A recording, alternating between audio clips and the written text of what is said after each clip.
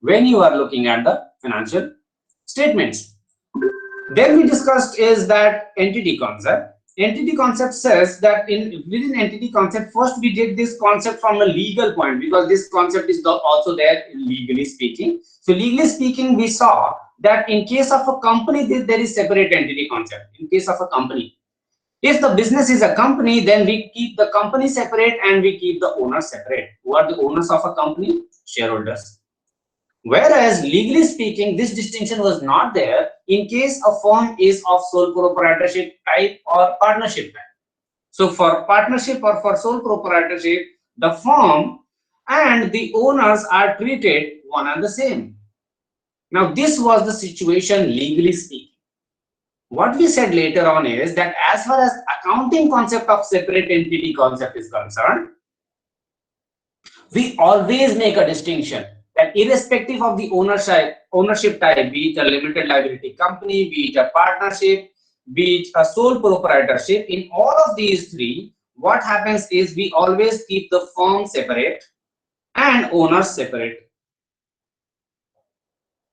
Firm is different, owner is different, and it is from the firm's perspective or point of view that we record all the transactions, or we do all the recordings. We treat as if we are preparing the statement for the firm and not for the owner. Now, what does it bring? It gives rise to some of the phenomenon. So I had given you example of capital. Had I given the example of capital in the last class? Yes, no, there are only two options. Yes, No. sir. Yes, sir. There is one more. Forget. Yes, sir. भूल गए, याद नहीं आ रहा. Okay, so to some people I had given in some private tutorial. Maybe I'll remind it to other people also. There is no such thing as private tutorial.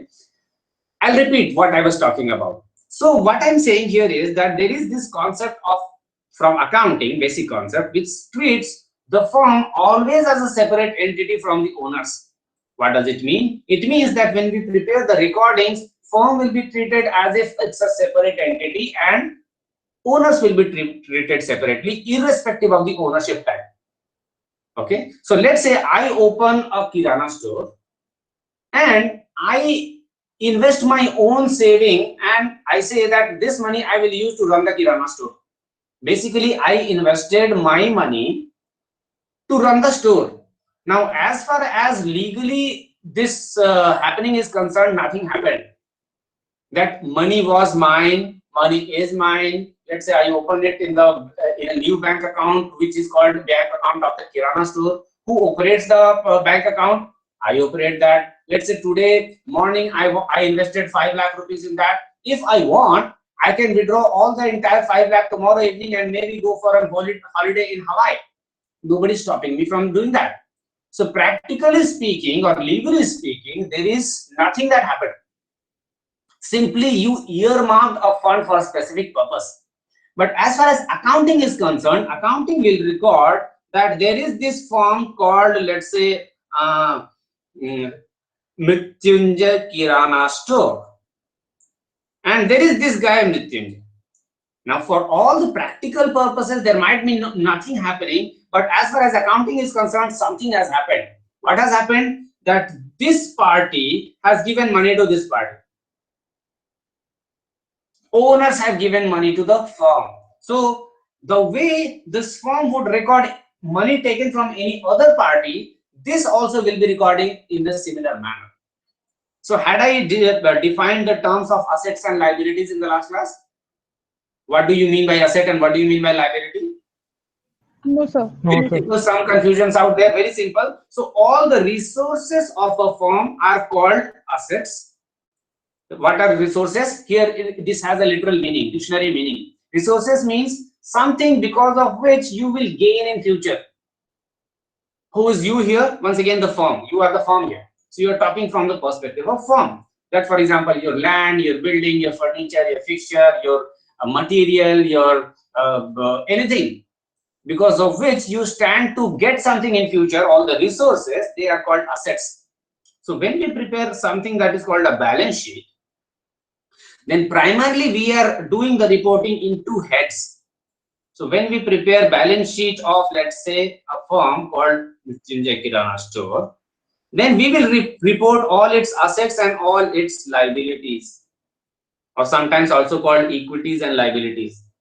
Basically all its obligations. So obligations in one side, obligations in one side, and all the resources in one side. So resources here, obligations here. There is no fixed format. It depends upon which country you are talking about. So you can do one in right, one in left, one on top, one in bottom. So format wise, nothing, no problem. Just for comparison purposes, I am doing them side by side. So on one hand, you will mention all the resource that this firm owns, and in other sides, you will also record all the obligations the firm has. So similar to the resource, for example, land, building, furniture, fixtures, machine, etc., which are resources, a firm may have obligations also. Let's say this business has taken a loan from SBI. So this SBI loan needs to be paid back, right? So this loan will be acknowledged as an obligation. So in obligation side, or the simply speaking, I will use the word liability now onward. So in the liability side, they will mention that I have a loan from SBI of, let's say, 15 crore. Now what does this line represent? That I need to pay to SBI 15 crore rupees. This is an acknowledgement for the fact that abhi dena hai, you are still to pay. Okay. Now, what does the entity concept say? Entity concept say that the way we are acknowledging SBI, we will similarly acknowledge the owners also, as if they were some outside parties. They are not the business. So the business of MKS will acknowledge that, let's say I have the business has invested, or I as an owner have invested in my own business amount of rupees 25 crores. So this particular incidence will be recorded, that in the liability side they will use the word money taken from owner. Money taken from owner, 25 crore rupees. Okay, 2 points here, that this is an obligation and this is also recorded, both of these points. It is recorded because I am just another party for the firm. Only thing is that the term used will be a very specific one. So I'll define a term here. That term is called capital. So whenever owner puts any money into the business, there is a very restrictive term to that. So in general day-to-day usage, the word capital may have plenty of different meanings. If someone asks that, okay, you have started the business, what capital did it take? Maybe you may be thinking loan as well as money borrowed from the friends as well as your own money. But when it comes to accounting, this term has a very restrictive meaning. It straight away only means money invested by the owners. That's all. Nothing more, nothing less. So for example, if we look at Tata Motors ka balance sheet, we will find out that here they are mentioning all the equity and liabilities of Tata Motors. Now notice the first liability that they are talking about. They are talking about shareholders' funds. That means what do we owe to shareholders? Who's we here? Here the we is business of Tata Motors. So Tata Motors business is acknowledging that I need to give owners this much money. Of that money, the capital is this much. Because it's a company, the capital is a share capital, because the money is given by the shareholders in form of shares. Okay. So the word capital represents outright money invested by the owner into the business, and that money will always be in the obligation side. You see liabilities side. So when they are mentioning all the obligations, they will also mention the obligations towards owners. Only thing is that this time for owners, they will use certain specific terminology. So that terminology is capital to account for that money which the owners have specifically given. Owners will claim other stuff also. For example, if the business makes profit or loss, who does it belong to? That also belongs to owners. So that will also be claimed by the owners, but that will not discuss right now. What we'll discuss right now is that the way they are recording all the other borrowings, from other sources in the obligation side. In similar manner, within the obligation side, they are also recording that we have taken money from the owners. This particular treatment is specifically happening because of entity concept. This wouldn't have happened if you would not have treated owner different and business different. Is it clear? What does the concept say? That part is clear. Now let us come to more confusing part of this concept is that why was it even needed? Why could we not club the entire stuff in together? That owner, if it is a company, okay, let me make it separate. But if it is a sole proprietorship, why make this distinction? Why confuse our lives of all those innocent engineers out there? There is a reason behind that. The reason is not simply to confuse you. The reason is the purpose of all this entire exercise. If you remember, the purpose of this entire exercise is to report what happened with the business, and the report should be such that it exactly tells you that what happened with the business. In some cases, owners' personal dealings may confuse you with that of the business, and you might not be able to clearly get that whether the business is doing good or bad. Let me create an example for what I am talking about. Let me create an example. The example goes like this. Let's say you open a business in which you are selling pre-owned cars or second-hand cars. So the business is to buy second-hand cars and sell them at some margin. Let's say this is what happened in the business. You bought 5 cars for rupees, let's say 20. Okay. Okay. Let's keep it 5 because that's what the number I used in the rest of the sections. Let's say you bought 5 cars at 5 lakh rupees each. So what you would have spent total? You would have spent 25 lakh rupees in buying all these cars. आपने 5 cars खरीदी for 5 lakh rupees each. What did you do with these cars? You sold 4 of them. You sold 4 of them at 5,50,000 each. Okay, just assume nothing else happens. So only this thing. So how much you will get? You will get 22 lakhs for that. And one of the cars, let's say your parents liked it and you just gifted it to them. So you didn't get anything because of that. Fine. These are all the 3 things that happened in the business. 5 car खरीद के लाए आपने. You bought 5 cars. 4 you sold for 5,50,000 and 1 you gifted to your parent. Now the question I'm asking is that if suppose somebody approaches you and they ask a question that did your business make a profit or a loss in the last year, what would your response be? Go ahead, tell me your opinions. Loss. Loss. Loss. Loss of how much? Loss 3 of lakhs. 3 lakhs. 3 lakhs. Basically, 3 all of lakhs. these you are saying loss of 3 lakh. What is going on? You spent 25, you got 22, you have nothing left in the hand. So now that is why a loss of 3 lakhs. Right? Anybody with any other opinion here? Can anything else happen? So the car is still in a way with him, it is his asset. Sorry, still? The car that he has gifted to his parents, it is in a way still his asset. Okay, So fine. gifting is not a part of the entity business, right? Like gifting is something that he is doing personally. So why are we considering that in the balance sheet of the company? Okay, so then what should happen? Sir, there will be a profit of 2 lakhs as we are considering only 4 lakhs. 4 cars we have sold, so we'll be considering the profit only for the 4 cars. So we'll be having the profit of 2 lakhs for those 4 cars. So basically, what Gautam is mentioning is that ignore this card that you gifted. Completely ignore that. Basically, talk about only 4 cars. So 4 cars, if you consider, then what did you do? You spent 20 lakhs to buy them, 5 into 4, and you got 22 lakhs when you sold them out. So 5.5 into 4. Right? So in this manner, you got actually a profit of 2 lakhs. Let me call this for ease of discussion method A, and let me call this method B. Now the question is that there are 2 viewpoints out there, and both viewpoints are giving diametrically opposite interpretation of the business.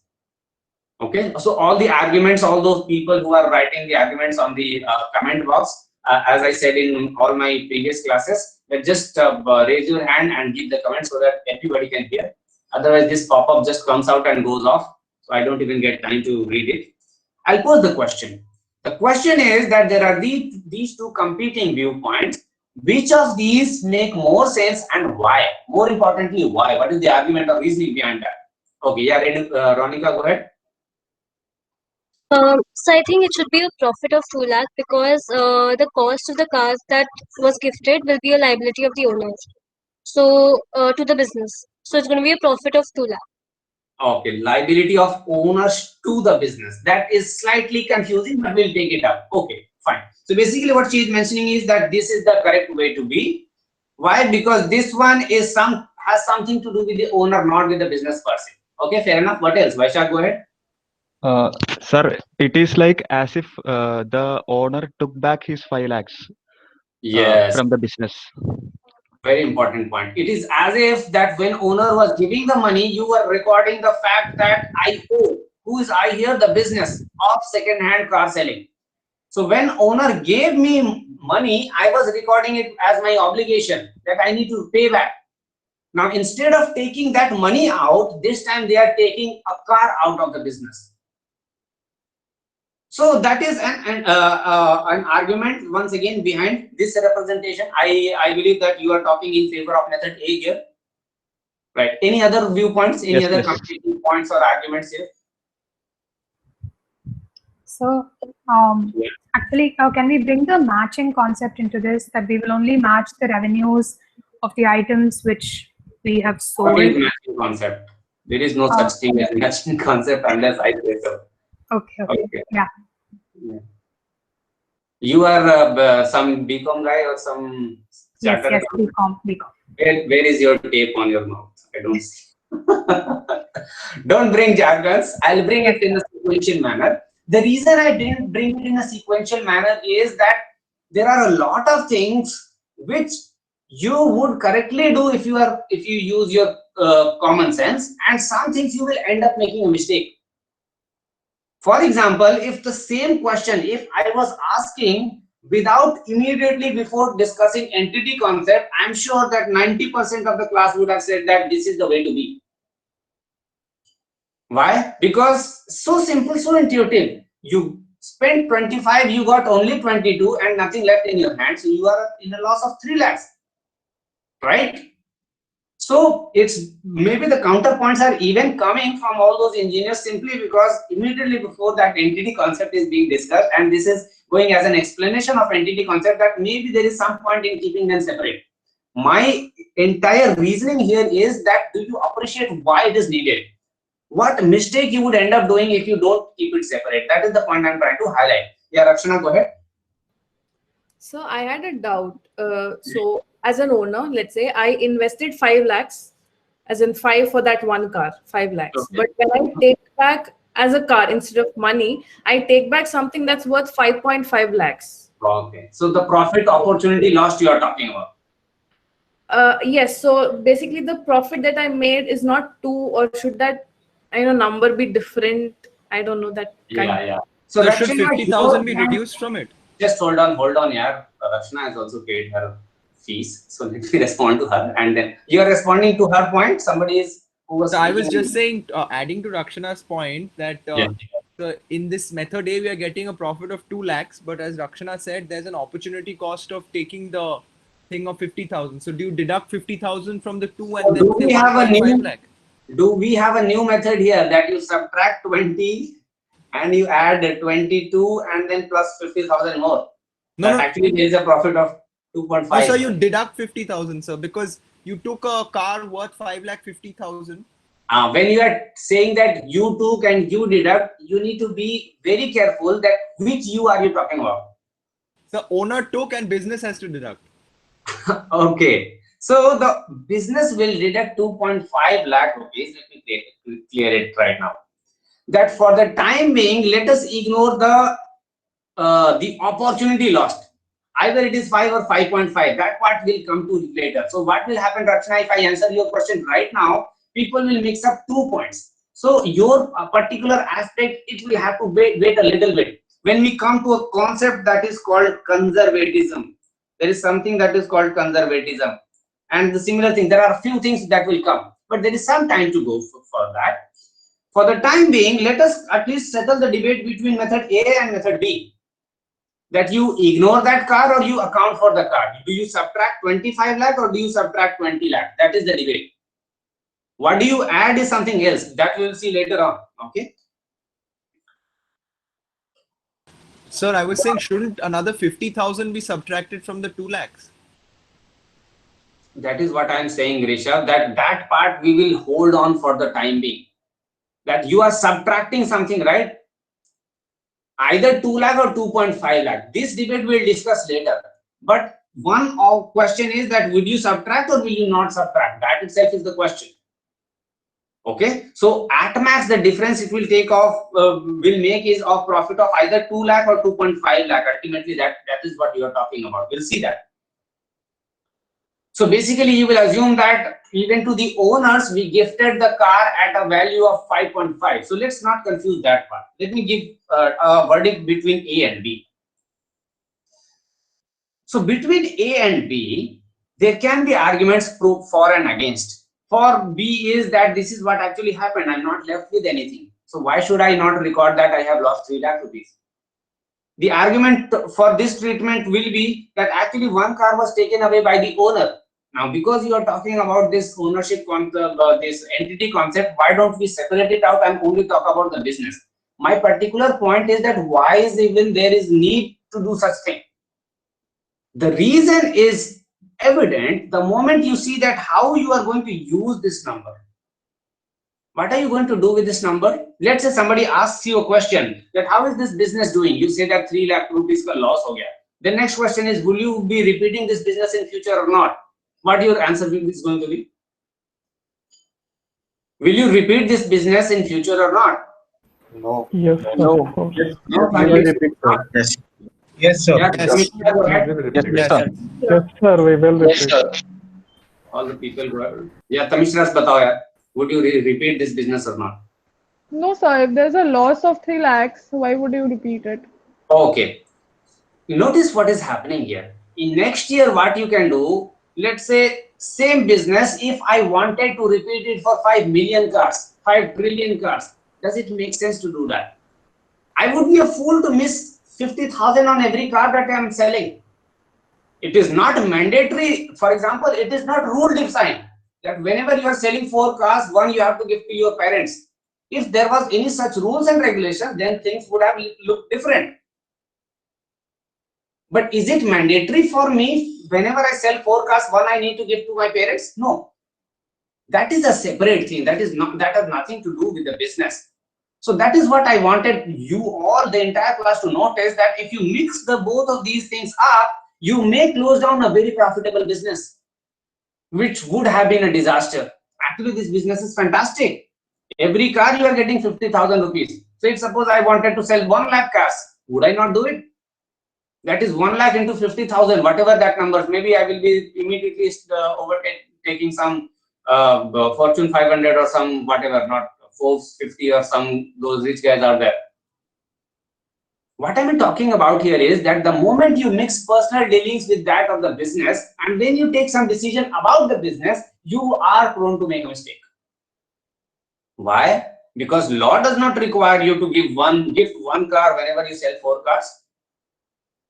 In certain situation, actually law does. In that situation, we would have said that it is a loss. Let me give you an example. Have you guys heard of income tax? Yes. Income tax is what? That similar to a parent, one super grandparent is sitting there called government. Now they will say, whenever you make a rupee, give us 30 paise. Now that part you would have subtracted, because that has nothing to do with the owner's thing mixing up with somebody else. That is a mandatory thing.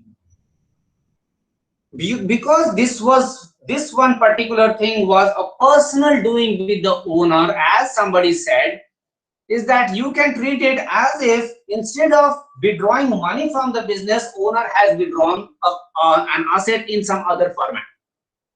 So this is a separate. So this is how things would be recorded. Let's say I'm maintaining all the balance sheet items here. In balance sheet, I'm maintaining all the resources here and all the obligations here. And so far, let's say I'm the owner of this second-hand car showroom. Let's say second-hand car showroom. Then when I had infused money, let's say I had initially infused 20 lakh of rupees into the business. So what business would do? Business would recognize this as capital, 20 lakh. What are they actually speaking? कि मुझे owner को 20 लाख रुपए देने हैं. That's what this line means. Now, when apart from other stuff, when I take one car away, then they would say that actually, you know what? You have withdrawn 5 lakh rupees from the business. Now I need to give you only 15 lakh rupees. It's like, let's say आपने अपने friend से पैसे लिए. Let's say you have borrowed 20 lakh rupees from them. And what they do later on is that you pay 5 lakh का expense on their behalf. Let's say उन्होंने एक car खरीदी और या कोई anything that is worth 5 lakh rupees or near about. कुछ random बहुत ही expensive gaming laptop खरीदा और bike खरीदी and you paid for them. Now, will you not subtract this money from the obligations? Right? So you would do this subtraction.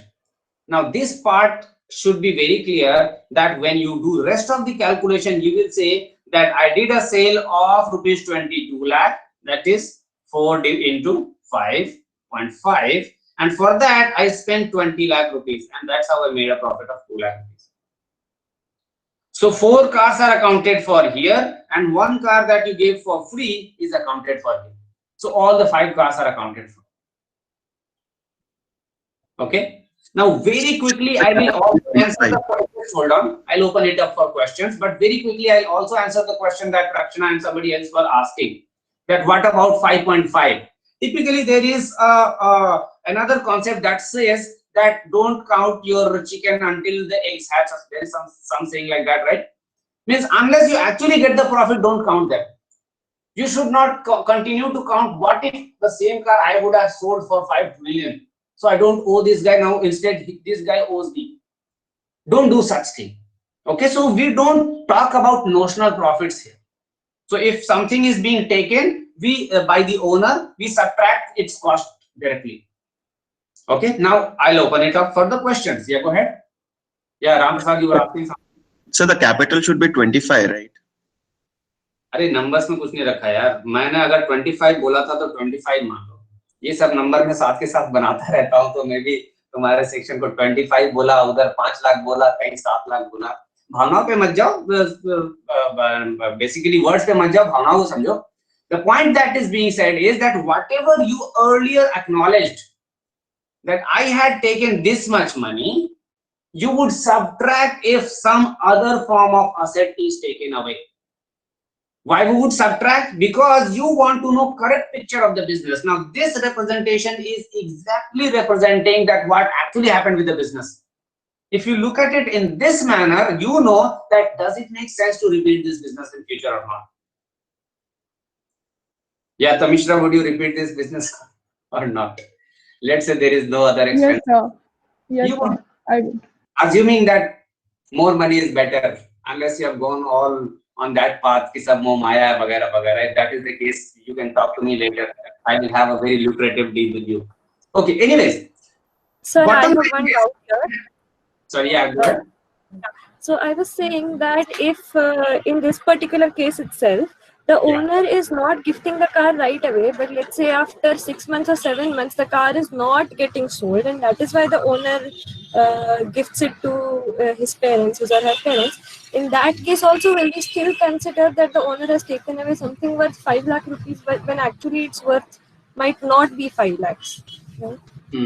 That is slightly tricky question. Actually, in that case, it doesn't make sense. Okay, everybody got the point Bhumi is mentioning. Very interesting point she is mentioning, but you are right. Let's say कि car में कुछ ऐसा damage आ गया. In that situation, you would just make a notional loss. So notional loss is okay, Rakshana. Notional profit is not okay. Okay. So in that case, what you would do is that you will say that this car I am, let's say कि अगर मैं किसी और को बेचता तो रद्दी वाले को 1 लाख रुपए में बेचने की बजाय अपने पेरेंट्स को दे दिया, ऐसा करना मत basically, but argumentatively. So in that situation, Bhumi, what you are saying is exactly right. We would subtract only that notional value. Now, once again, the moment it is notional value, we will need to make an estimate. Moment there is an estimate, you know, all that drama of managerial discretion. That your estimate will be 1 lakh, maybe somebody say 1,20,000, somebody say 80,000. Oh, all that keeping aside. But argument wise, your point is exactly right. Okay. For the time being, we assume that there is no such thing. So as long as it's any value of 5 lakh or positive infinity, मान लीजिए कि same car 5 lakh में खरीद के 25 करोड़ में बेच रहे हैं, still for owners you will subtract only 5 lakh rupees. Why? Because if owners want, once again they can invest 5 lakh rupees and buy one more car. Okay, so for owners it's like withdrawing their own money, and this also has a particular term associated with it. So this withdrawal is called drawing. So this drawing is not representing that Mamata Banerjee drawings. Drawings means withdrawals. Okay, money taken away by the owner. So whenever you are writing the money owed to the owner, there needs to be some pluses and minuses. All these pluses and minuses will happen because of whatever other reasons because of which owner's claim is moving. Is it fair? Sir, yeah. So, I have a question. yes, could you reiterate? Okay, that is the reason why you raise hands sometimes. Extension का use कर लिया करो. Okay, yeah, so we go ahead.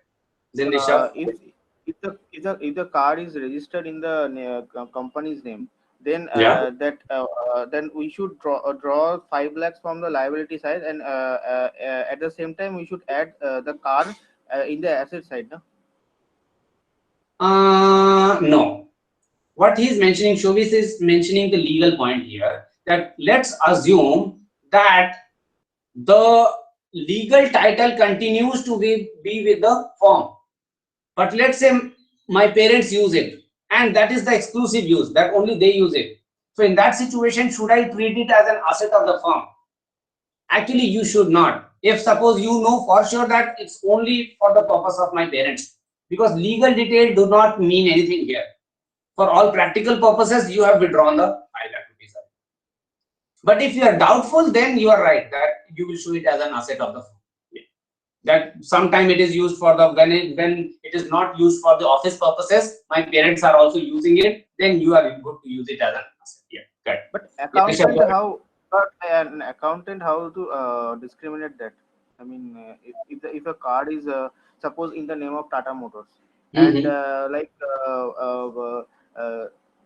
some of the Tata Sons are using, how accountant will discriminate that fact? Accountant को बताना पड़ेगा ना कि ये कार किस लिए यूज हो रहा है. If nothing is mentioned, then you will assume that कि ये business का ही कार है. If they are going to use it specifically for the purpose of personal use, then they will say that this car is going to be used for personal use. In that case, you go ahead and reduce owner's claim. Fine? Yeah. Yeah, Rishabh, go ahead. Not audible, Rishabh.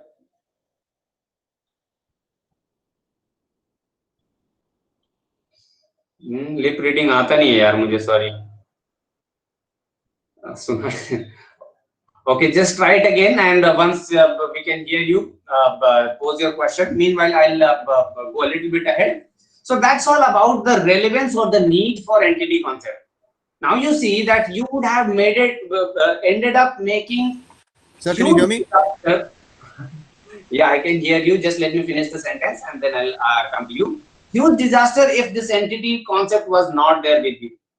Now notice one very important thing is that in this particular example, I just gave you 3 transactions. In 3 transactions itself, you got confused when the personal dealings and that of the business got mixed up, and you ended up making somebody was shutting this profitable business.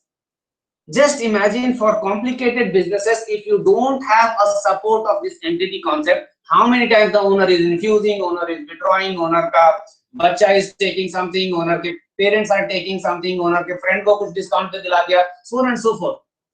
In presence of all these possibilities, unless you have entity concept, it will be very difficult to exactly objectively figure out that how did my business do. Is it making profit? Is it making losses? If it is making losses, where are the places where I need to control? Is the losses too much that I need to shut the business down? These things will not be evident to you unless you follow the entity concept very strictly. Yeah, go ahead. Next questions. Yeah, बताओ भाई कहाँ गए तुम? कहाँ गया यार? I think he left the meeting. He'll join back. I think. बुरा मान गया कोई बना के लाओ उसको. Yeah, okay. Yeah, Niranjana, go ahead. So actually, is there a disturbance? Can you hear what I'm saying? Yeah, go ahead. Go ahead. Okay. So to continue with what Shovik was discussing, if at all they are going to purchase a car and it is going to be registered in the business's name, but even then the possession and use of the car is not by the business. Will the shareholders have a claim against the car in case of?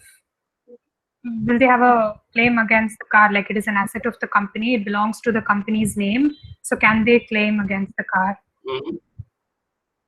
Okay, there are 2 points here to what Niranjana you are saying and to what Shovik is saying. Is one is legal aspect and one is accounting. Legal aspect, I am not bothered. Legally speaking, they may have a claim, they might not have a claim. Let's say other shareholders are saying, how are you doing this? Let's say Tata Motors or Tata Sons, some family members are using their personal property.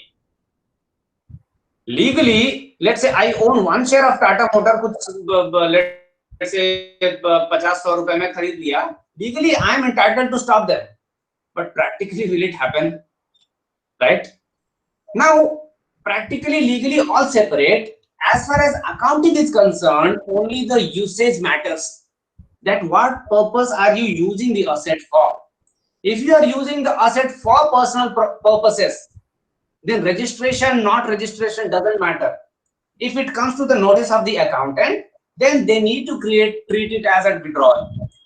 अब car किसी के भी नाम पे हो. Okay. When things are not discernible, then you may talk about things here and there. That part I will not even go right now. But black and white or positive and negative, let's talk out here. That is, suppose I know that car is still registered in the business's name, but only Tata Motors, let's say MD's son or grandson is playing with that car. Then it is treated as a withdrawal. Yeah. Harsh, go ahead. Yes, sir. So, in case of a single ownership of a business of a firm, if a car is owned by the owner, like in this case, if the car is used by the owner and also for the purpose of the business as well, so will it go for the asset part or in the liability part? Okay. So, are you talking about what if the things happen vice versa? I'll just give you for the time being. There is echo. Okay. So maybe Harsh is asking what if things are vice versa, that owner has purchased a personal car for personal use and then sometimes they're using it for business purposes also. So his question can be of twofold, even though he might not be actually asking it because there are too much of echo. I will not bother asking him to repeat. One thing is that will you account for this? Will you mention it in the asset or somewhere? Yes. It is like as if you are giving cash, now you are giving car to the business. Okay, where you will record it, that part you hold on Harsh for a little bit. By little bit, I mean maybe 1 class or 1.5 class. So actual recording part will come. There you will see that everything is going to some places. But argumentatively, what you are saying is correct. That we will treat it if you owner gives money in form of cash, then also we'll treat it as if we have taken something. By we, I mean business. If the owner gives their personal car, then also we'll treat it as if we have taken something from them. Okay. Now, whether we'll break it proportionately or we'll do it total, that part don't bother for now. Okay. Sir. For now, just assume that either it is completely business purpose or completely personal purpose. Yeah. Go ahead. Sir, I have a question. Sir, can you just repeat the part where you said that if a owner buys a car and registers it in the company's name and he uses it for the personal purposes, then how do we record it? I didn't understand. Can you just how do what? How do we record it? How an accountant records it in the balance sheet? ये इधर लिखा है ना. This is how they record it. यहाँ से घटा देगा. It will be treated as if they have taken the car, even though legally they have not. Okay. Yeah. Bharat, go ahead. Yes, sir. So, in the method A, sir, we instead of we got two lakhs as profit. But what is the implication of considering 20 lakhs as our investment and 5 lakhs if we, as in where is it going? Can we consider only 20 lakhs as investment instead of 25? Because anyways, we are leaving 5 out of it. In case of single business. What do you mean in case of single business? For example, if the business is owned only by one owner and he gives 5 lakhs worth of car to his parents, can we consider investment as only 20 lakhs and then do profit of 2 lakhs? Can we? Yeah, that's what exactly we are doing. My point is, what's the point of notifying that 5 lakh worth of drawing in the balance sheet? Does it have any implications? Yeah, it has an implication. The implication is that here owner, okay, let me repeat the question that you are asking. So what Bharat is mentioning is that 25 lakh was spent to buy the cars, right? Of which 4 were used to sell and 1 was used for gifting. Okay. Now what he is asking is that when you are mentioning this 20 lakhs separately and this 5 lakhs separately, why didn't you only mention that 20 lakh rupees worth of cars were purchased? That's his point. Okay. Now the answer to this question is that we need to mention the entire 25 because this 25 came from where, which cash of the business.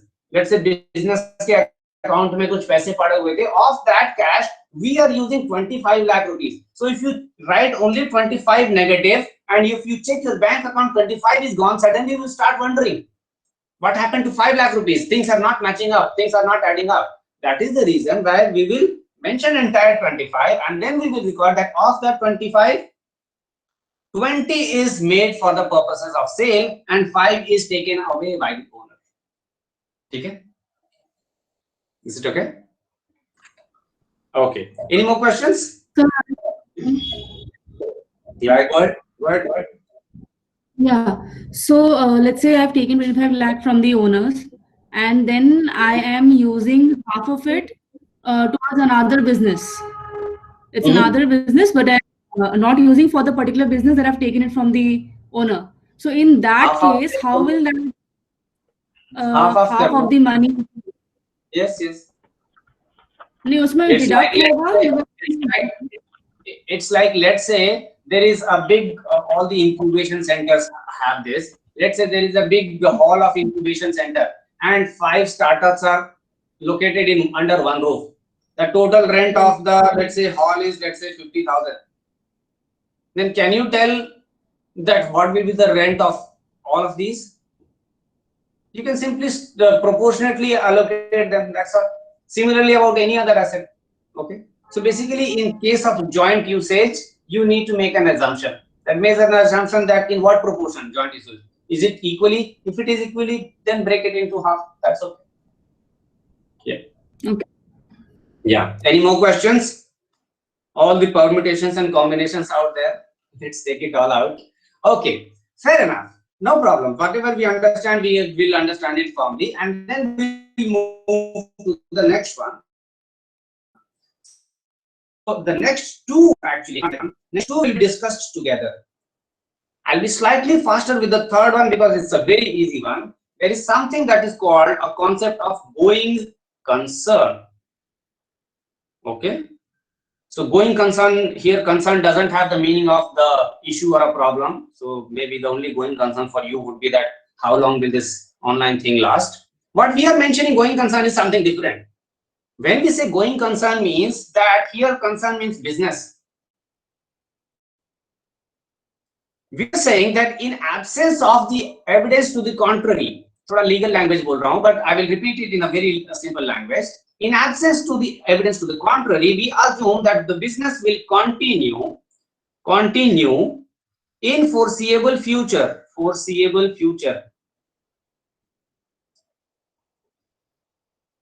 Simply in plain language, it means that if you have no reasons to believe otherwise, then assume that the business will continue. It will not shut down. For example, unless you are running into problems like that of Jet Airways or like of IL&FS, or maybe you are caught doing some really serious fraud like Satyam and you are about to shut down. If there are no such indications, then default assumption is that business will continue. Okay. Now, very simple, that this is the default setting, that's all. Now, per se, this concept doesn't mean much. Only thing is that a lot of other things may happen when this one holds true. For example, when this one holds true, you can implement another concept that is called a cost concept. When you think that your business will not shut down, then you can go ahead and implement a concept called cost concept. And what does that say? That says that whenever you are recording any asset, let's say in your asset you are mentioning all the different assets. Let's say Tata Motor has a piece of land. Then you can mention this asset only at the cost at which you had acquired them on the day when you acquired it. For example, let's say in 1999, Tata Motor purchased a piece of land for, let's say, 15 crore rupees. And you are recording or you are mentioning this balance sheet in 2020. So what this cost concept says is that don't bother finding out ki aaj ke date mein what will be the value of the land. Don't bother. Straight away mention 15 crore and that you are good to go. Okay. There is a small, very small detail, tiny detail here is that you can do this for all the assets that are called non-monetary asset. Now, what is this non-monetary? Just refer to your book. I will also give you reading today, and you will get this detail. But that's not important because most of the asset that businesses have is non-monetary. So all the, let's say I say the word asset, whatever comes to your mind, 99% of all those are non-monetary. So we'll talk only about them. What does it say is that whenever you are recording the balance sheet of your business in the asset side, all the assets need to be recorded only at the cost at which you had acquired them. No need to find out their market value on the day you are doing this recording. For example, in 2020, the same land's value may have gone up to, let's say, 55 crore rupees. But you wouldn't bother. You will straight away mention 15 crore rupees. That's what the concept says. Now let's have a quick debate that can you guys think just out of common sense and some basic understanding that what would be pros and cons of having such a concept? Is the concept clear? Let me repeat very quickly that you can do this only when going concern applies. So maybe one of the reasons for going concern to exist was to make sure that cost also applies. Going concern says that default assumption is that business will continue. What happens when business will continue? When the business is assumed to be continuing for the foreseeable future, you can go ahead and record the asset only at the cost at which you had acquired it. Don't bother finding its replacement price or market value on the day of balance sheet. Okay. Are the questions all disappearing or somebody cancelled them all out? Yeah, Hem, go ahead. So you mentioned about the benefits and loss. So one of the benefits I can see is that this makes the whole system easier. Like easy. Okay. Yeah. And the negative is that we had talked about that the qualitative value, right? The true value. I'm not sure if there's a concept like that. That would be lost. Okay. Value. Okay. What else? Rakshana, go ahead. So my point is that let's say I have a piece of land that I bought for 1 lakh or 2 lakhs, let's say, and 5 years down the line, just for maintenance, I'll be spending more than that, and it wouldn't make sense to do that on the balance sheet. I mean, my I'm sorry. Come again, please. Okay, let's say I bought a piece of land for 1 lakh rupees 5 years ago, and today, because money value has risen. Fallen down actually, rupee value. So I will be spending more than just 1 lakh to maintain that piece of land. Okay. It wouldn't make sense. I mean, in today's value, the land would have been maybe 50 lakhs. I'm spending proportionate amount to maintain that piece of land. But on basically, you are mentioning, Rashna, in one sentence, you are mentioning 2 points. Both of these are negative. One is you are not counting the maintenance. Yes. And another is you are also not counting the inflation. Yes. Yeah. Okay. What else? Manu, go ahead. Sir, I had a question regarding the asset value. So, for example, in the 5 lakh car example, if 20 years have passed and the car is totally useless now, but it is still an asset of the company. What what would I do then? Isn't it like misleading someone if I tell them that it's a 5 lakh car? Yes. Even 20 So years later. this mislead can happen both ways, negative as well as positive, right? For example, this land might be worth rupees 50 crore or 500 crore rupees today, and you are saying that you only have 15 crore rupees. Vice versa example you gave, that let's say the car is too old and it's worthless today, and I'm continuing to maintain it for 5 lakh rupees. Okay, so there is some way for the negative part, there is no way for the positive part, or rather there is a lot of restriction for the positive part. So basically what I said is to answer to the point that Manu was talking about, is that we will do the things slightly differently. In fact, did I talk about the conservatism just a little while ago? I talked about when I was answering. You mentioned the term. You mentioned the term. So basically, your point refers to, once again, to another concept called conservatism. Conservatism simply means, because it's coming back again and again, let me quickly tell it. It means that when you think that some bad may happen, something bad may happen, then you provide for it immediately. Okay. For example, when your car is old, that the moment the car is so old that you think that its value has deteriorated, then that you will provide immediately. But if vice versa is happening, that your land is too old and now its value has gone up, so for all the gains or profits, you will not record it unless you actually sell them at a profit. This is what is conservatism all about. So conservatism, we will discuss it in more detail, but basically it's like a double standard you are adopting. You are being conservative whenever you are making the records of financial statement. Why do you do that? How does it matter? In what forms it gets manifested? We will discuss it later. But for now, just keep it in mind that there is this concept which will help you at least when the value goes down. But when value goes up, that is where the problem lies. Okay. In fact, even when the value goes down a little bit, unless it is some specific kind of asset, we will not bother about it too much. Okay, let me give you an example for that. Let me give you an example, but first I will take rest of the arguments, then I will explain your point a little bit more detail. Okay, yeah, go ahead, Shobhit. So my question is, suppose my company bought a land 5 lakh rupees, and I recorded it like 2-3 months after, and after 1 year the price the land price is now market price is 6 lakh, and I sold my asset. So now should I record my profit as a 1 lakh? Because come again.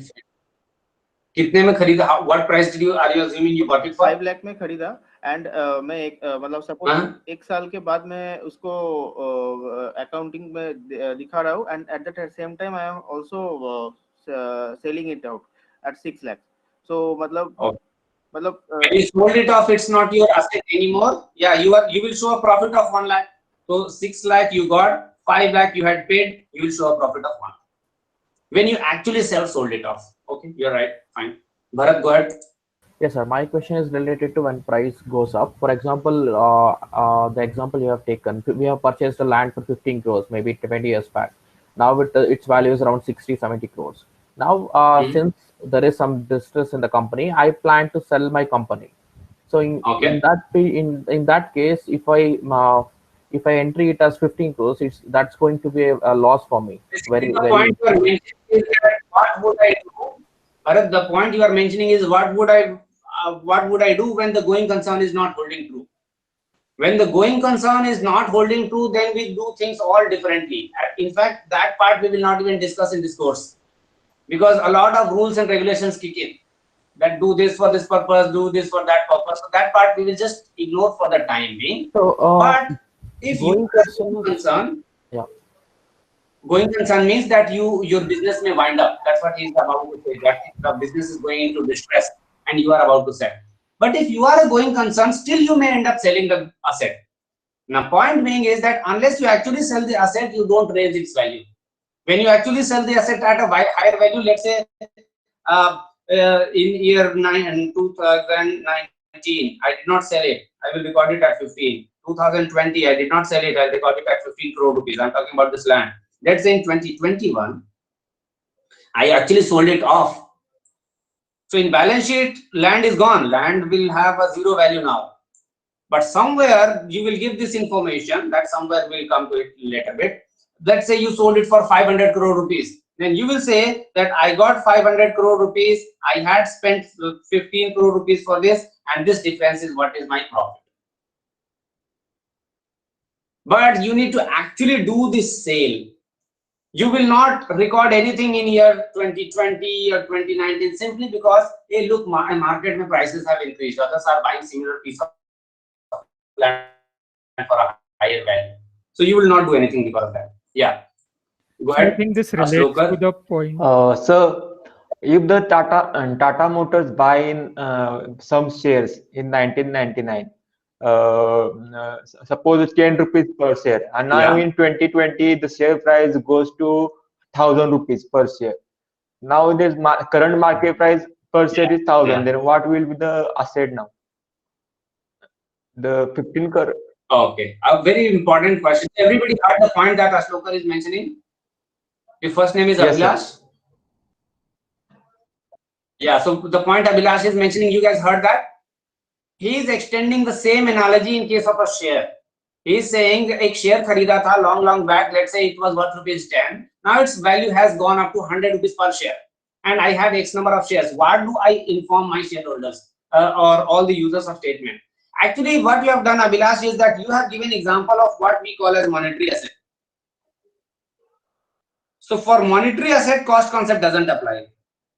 For specific reason is that among other reasons, their prices are so easily available and they are objectively determinable. For example, you know that, okay, you are talking about one share of Reliance. You can go and check on the day of closure that Reliance share, one share was trading at this price. Okay. So for monetary asset, you don't need to follow this. This is only for non-monetary asset. For land, for building, just try to imagine yourself in a situation that, let's say if you were Tata Motors and every quarter you are doing filing, just imagine how many assets Tata Motors would have. If suppose you are given with this task that find out the market value of all the assets, then maybe more than running the actual business, this task itself becomes more daunting of finding the value of each and every asset. On top of that, there is huge, I don't know how these points did not come as a positive, that if I don't have this concept, there is a possibility of huge manipulation. If somebody is talking about valuing an asset, maybe if same land I go to 5 people, somebody will say that its value has gone up, land's value has gone up to 500 crore. Somebody will say, no, this guy is incorrect, it has only gone up to 400 crores, 20 crores, 5 crores of what? Huge scope of manipulation and flexibility. So this manipulation or possibility of variation has been reduced tremendously when you said that don't bother, actually, you know what, restrict yourself to only the cost. Now coming to the ease part, now it would have been even easier when you did not give any information, right? If you don't, somebody said that it is easier, that's why we are doing it. That is an example, that is a point, but that is not valid point per se. You need some little bit of extra explanation. Ease itself is not sufficient justification because it would have been even easier if you don't give any information. Statement hi mat banao, kuch nahi karna pada, right? Here the justification is that this is easier, this is less prone to manipulation, and still, as long as going concern is true, we are not losing much. Now this we are not losing much part, I will create an example and illustrate to you. Before that, I'll quickly take other questions. Yeah, Asim, so sir, I have one question. Questions. Yeah. If I buy one piece of land at 1 crore rupees, after 10 years or someone else buys, sir, I'm talking, can you hear me? Hello? Yes. Yes, so I check your mic. You type it down, I will read it. Wait, I will just yeah, just type it, I'll read it. Yeah. Tanya, meanwhile, you go ahead.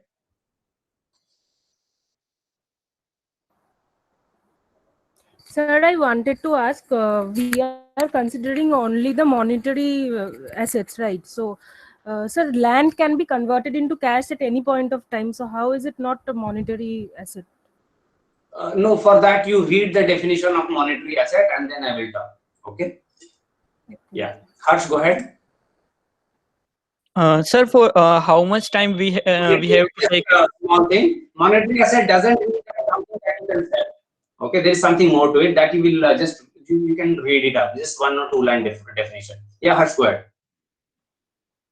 Sir, how much time we have to take into consideration for going concern? Like for the foreseeable that is future. an interesting question. Yeah, foreseeable future means as far as you can predict. It can be 5 years, 10 years. Basically, there are no hints that tell you that the business may close down. For example, let's say you see the counter example for this is easier to give. For example, let's say you see that Jet Airways is running into cash problem, and now you fear that in next 3 years it will wind up. Even though it will wind up in next 3 years, let's say in next 5 years it will wind up. Now the going concern is flouted. So if you can predict that in these many years or in these many months the business will be winding up, or we are not sure whether it will continue or not, there itself the going concern has been flouted. There is no restriction or assumption about the number of years. Yeah, Asim, go ahead. Sir, so my question is that if I buy a plot of land at 1 crore rupees and someone buys the adjoining plot of the same size and same value after 5 years for 10 crores. So then I will record at 1 crore and he will record a similar value asset at 10 crore. Right? Yes. And this, but won't it give a wrong comparison if I am considering these two companies? That is an important question. That part should have come in the negative question here. Somebody mentioned the word value. Let me see. So this maintenance we will see, inflation will completely ignore. Unfortunately, nothing about inflation is covered in the accounting. Why? Because accounting is nothing but simply reporting. So in reporting what happened in the past, you don't account for the inflation. Okay. Now the question is that over the years, will it not start giving wrong picture of the business? That should have been the best concern here. The concern should be that if suppose I look at the balance sheet, am I not getting an incorrect valuation of the business? You're understanding the point I'm trying to make here? Yeah, sir. So can I present a point on that? Sir, basically balance sheet tells the performance at a particular point of time. For example, एक साल का performance कैसा रहा, आगे के साल का कैसा रहा. So examining the performance on particular points, we can check the inflation on relative terms, right? Okay. That's not what I'm trying to mention here. That a lot of things you can do. The point I'm trying to mention is something different. That did you notice that these are the limitations of having a concept called cost concept?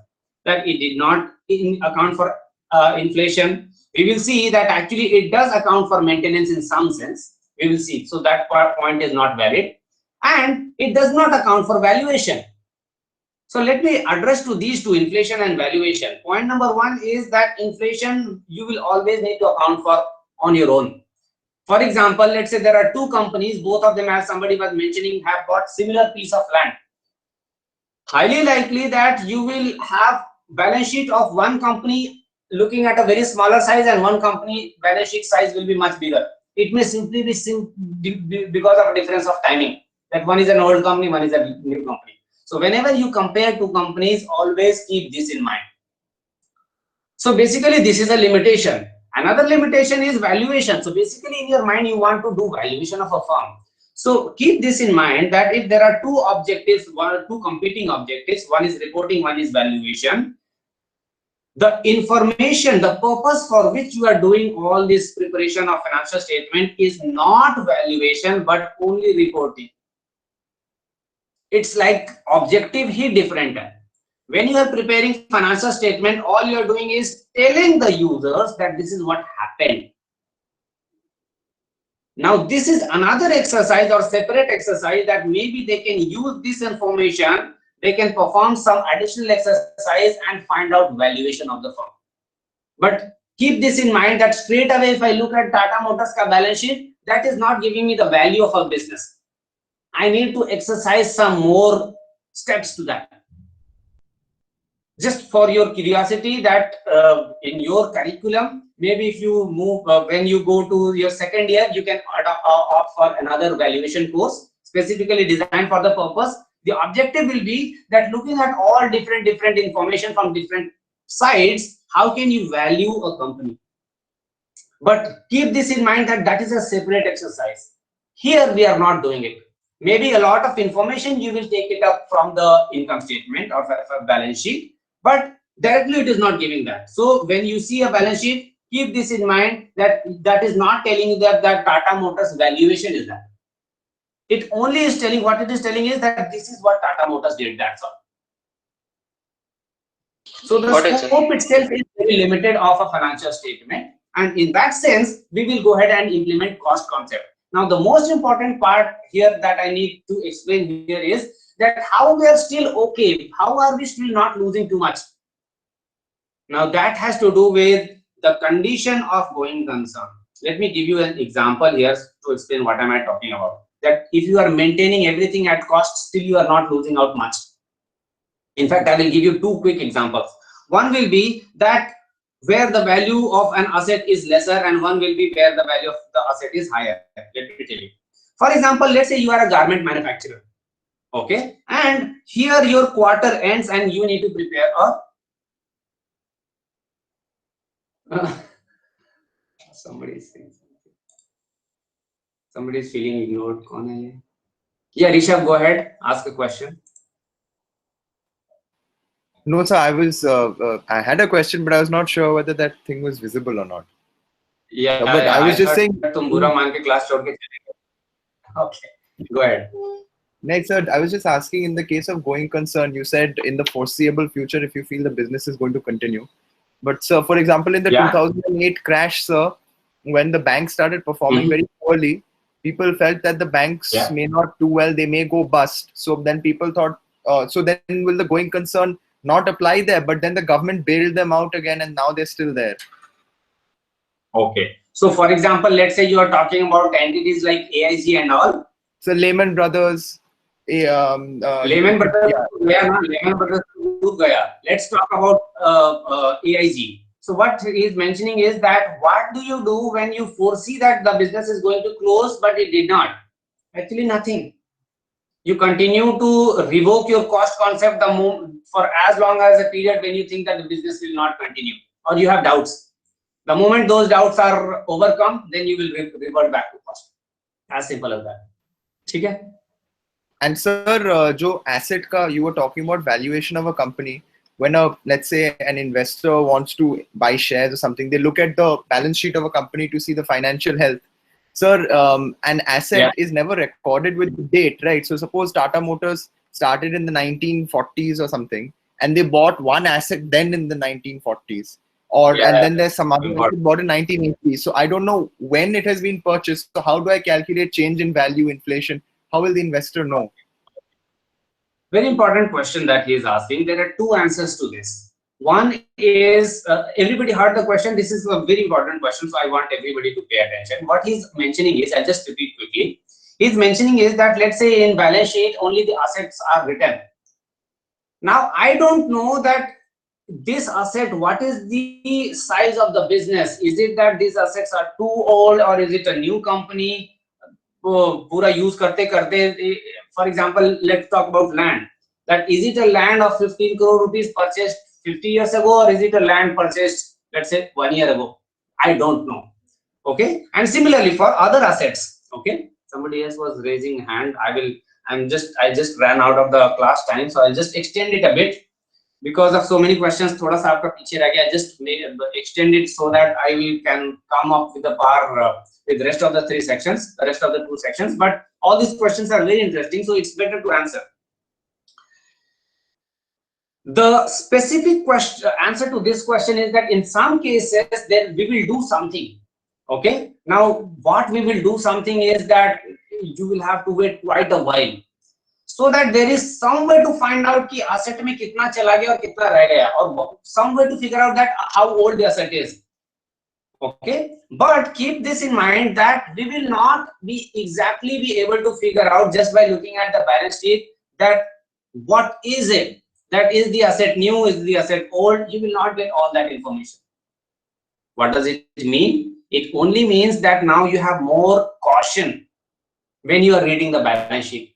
That straight away you cannot compare two companies. Straight away you cannot compare that this company has an asset of these many crores, this company has an asset of these many crores. Okay, this company is better. No. It is just that the moment you know this fact of cost concept, then you would understand that go ahead and find out more details, then go for an exercise of valuation.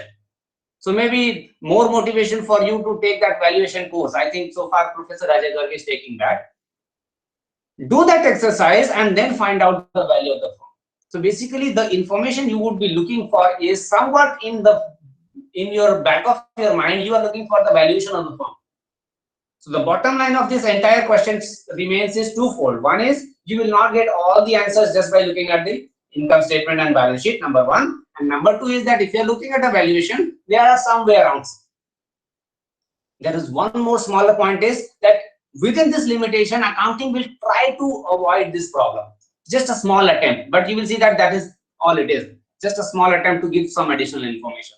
Ye jab aayega main tab aapko I will recall you that look, this is what we were talking about. Right now it wouldn't make any sense. But for the time being, just consider this, that straight away information cannot be used as a valuation and you need to do some additional exercise. Point number two, that just by looking at the accounting information, you would not get all the answer to all the questions. Rather, when let me make you more, what you can say, more sad about what we are going to do here. When we come to the last 3-4 sessions, which I said that we will learn about how to analyze financial statement. When we actually go to that part, which is the ultimate objective of this entire course, I will actually tell you only what question gets raised here. I will not tell you that what are the answer to these questions. For example, I will tell you that maybe these numbers say that maybe something fishy is going on in the sales department. These numbers say that maybe something fishy is going or inefficient is going on in the operations department, and so on and so forth. What exactly is happening, that is for you to go and ask management. These tools will only tell you that, okay, here, look at me, I am indicating at some problem. That's all. That is the objective of this entire stuff. Okay. Having said that, let me make two quick examples. Once again, my sincere apologies for exceeding the time, but I have no option because we took a lot of interesting questions, but I want to keep your section at par with the rest of the two. So quickly, one is that let me show you how going concern matters.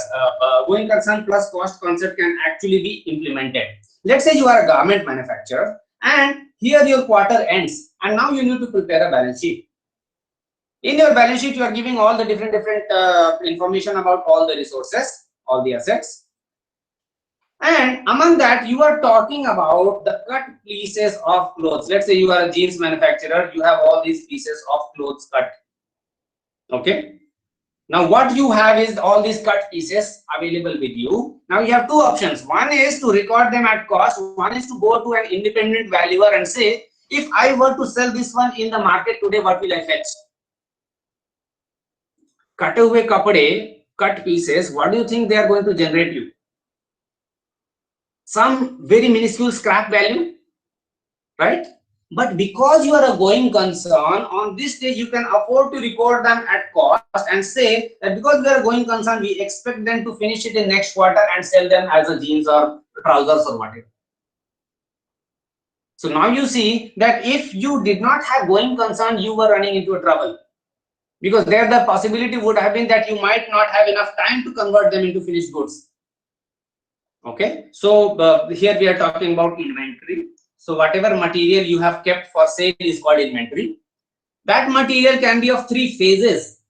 For a garment manufacturer, if you have just pieces of clothes, that is called raw material. If let's say you have cut them half sewn trousers or pants, they are called work in progress. Work in progress. And if you have completed them, they are called finished goods. Finished goods does not mean that these goods are finished. It means that you have completed the work. They are ready to be sold. So when you are talking about your resources, you can record them as raw material or work in progress or finished goods. But one bottom line among all these, or one common point among all, is this: If you look at a snapshot at a particular point of time and you bother yourself with the resale value, then you may end up making a mistake. You may end up giving wrong information to the shareholders. That our asset is worth nothing. Actually, this asset is worth quite a bit.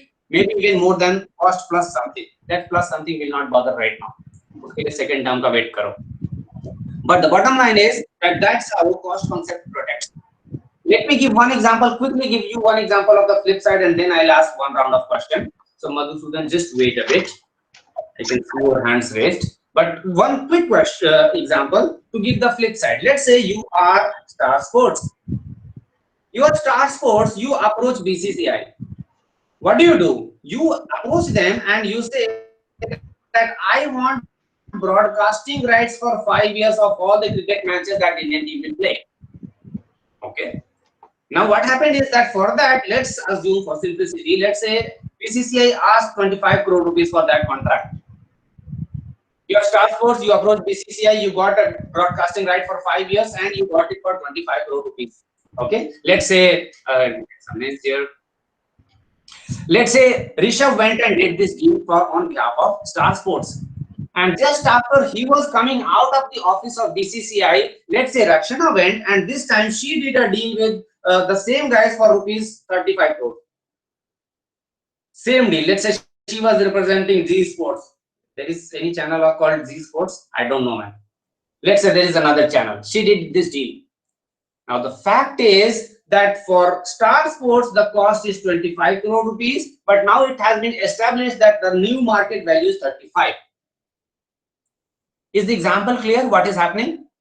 Now let me give you an illustration of how going concern gives you so much of ease that as far as Star Sports is concerned, they can completely ignore this number. Okay, let me show that to you. Let's say this is year 1, 2, 3, 4, and 5, and every year from broadcasting revenue, from let's say advertisement and all, let's say Star Sports generated 7 crore rupees. Pehle saal mein, second year, third year, fourth year, every year they generated 7 crore rupees. Right? Now, if somebody asks you that how much profit did you make every year, what you will do? You will just split all of these into different pieces. Okay? This splitting has its own name that I will discuss in the next class. And you will say, let's split it in equal parts. You will say that of this 25 crore rupees, let's say 5 crore is saal mein consume kar liya, 5 crore is saal next year mein consume kar liya, 5 crore is year mein consume kar liya, so on and so forth. And you will say that every year my business made a profit of 2 crore rupees.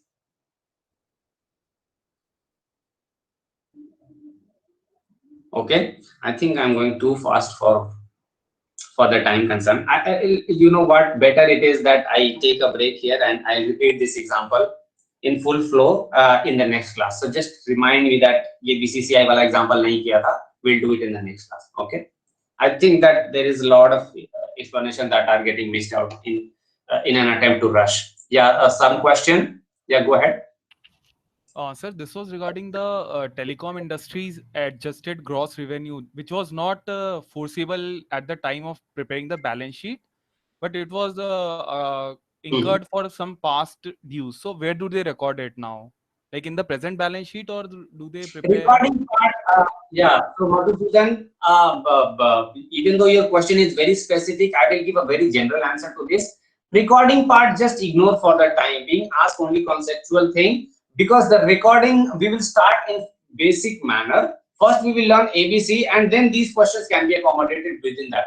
So we will learn the complete fundamental steps first. Only then I can tell you that, okay, this guy will go there and that guy will go there. If I tell it to you right now, it will only confuse the rest of the class without achieving anything. You will also get confused. Bhai, baki sab, ye wala baki ka effect kahan jayega? So unless I can give you proper picture, recording wala, just hold on for about, I think, 1.5 sessions to 2 sessions. Then recording will start. Yeah, any more questions within cost concept and going concern? Now you guys are feared that aap pucha to fir lunch or delay ho jayega. Okay, fine, no problem. No delay with the lunch. Go ahead and have your lunch. And before you guys disperse, let me tell you that now you can read chapter 2 of the book. So you guys have 2 books. Whenever I simply mention the book, I'm talking about the one which is authors are Anthony and others. Okay, I hear that it is a pink color book. I haven't seen the soft copy, but Anthony and others. So read chapter 2, and within chapter 2, read about these 4 concepts: money measurement, then entity, then going concern, and cost. Okay. If you want, you can read the entire chapter, but if you start getting confused, stop right there. If you get confused within these, then give me a call. Is it okay? Yes, sir. Yes, sir. Yes, sir. Okay. Yes, sir. Okay. So we'll take a break here, and I'll see you all tomorrow. Same time. Thank you. Okay. Thank you, sir. Thank you, sir. Welcome. Thank you, sir. Thank you, sir. Thank you, sir. Thank you, sir. Thank you, sir. Thank you all. Thank you, sir. Thank you, sir. Thank you, sir. Thank you, sir. Thank you, sir. Thank you, sir. Bye.